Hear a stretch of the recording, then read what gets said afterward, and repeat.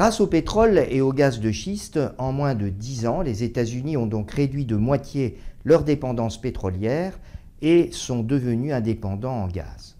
Pourtant, le sous-sol américain n'est pas unique. Toutes les régions du monde produisant des ressources pétrolières et gazières conventionnelles possèdent également des ressources en pétrole et en gaz de schiste.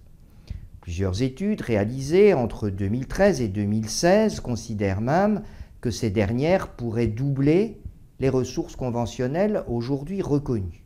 En dehors de l'Amérique du Nord, les réserves gazières les plus importantes se trouveraient en Argentine, en Australie, en Algérie, en Arabie Saoudite et en Chine, tandis que la Russie détiendrait les plus grandes ressources pétrolières.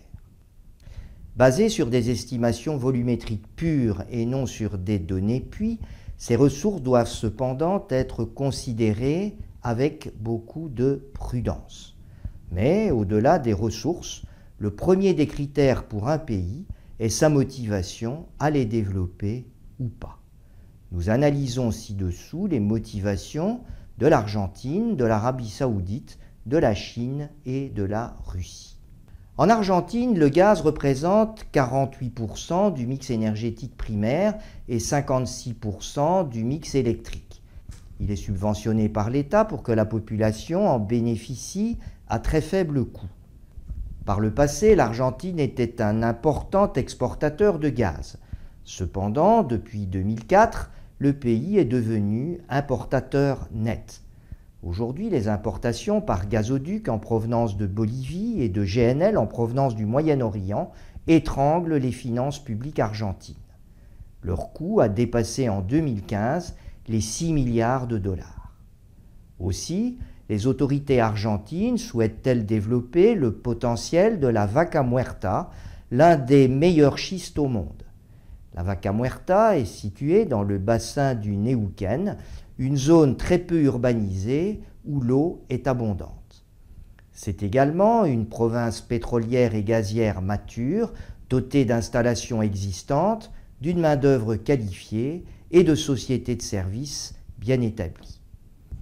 Néanmoins, les prix du gaz strictement réglementés, le climat politique qui a suivi la nationalisation de YPF en 2012 constituent des obstacles potentiels pour les futurs investissements étrangers, de même que la stabilité monétaire qui influe fortement sur le coût des équipements importés.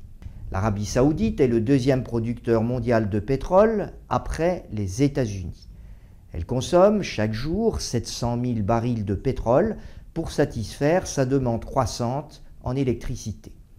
Il est donc urgent pour le royaume wahhabite de remplacer son électricité pétrolière par d'autres sources, en particulier le gaz. Pourtant, contrairement à l'Iran et au Qatar, l'Arabie Saoudite n'a pas suffisamment développé son potentiel gazier au cours des dernières années. Aussi, pour stimuler sa production, elle entend développer le gaz de schiste situé dans le bassin de Jafurah, en proximité du gisement de Ghawar. Cependant, l'approvisionnement en eau pour la fracturation hydraulique et le manque de ressources humaines qualifiées constituent deux facteurs bloquants. La Chine est confrontée à un double défi: réduire ses émissions de gaz à effet de serre en déplaçant son électricité charbonnière vers le gaz, tout en contrôlant sa dépendance gazière. Aussi cherche-t-elle à développer ses énormes ressources en gaz de schiste situées dans le bassin de Sichuan, mais aussi dans le très aride bassin du Tarim. La profondeur, la complexité des structures géologiques, l'éloignement et l'approvisionnement en eau rendent les opérations difficiles, mais aussi très coûteuses. Le monopole des trois grandes compagnies nationales et leur manque d'ouverture aux compagnies étrangères apparaît comme un facteur bloquant supplémentaire.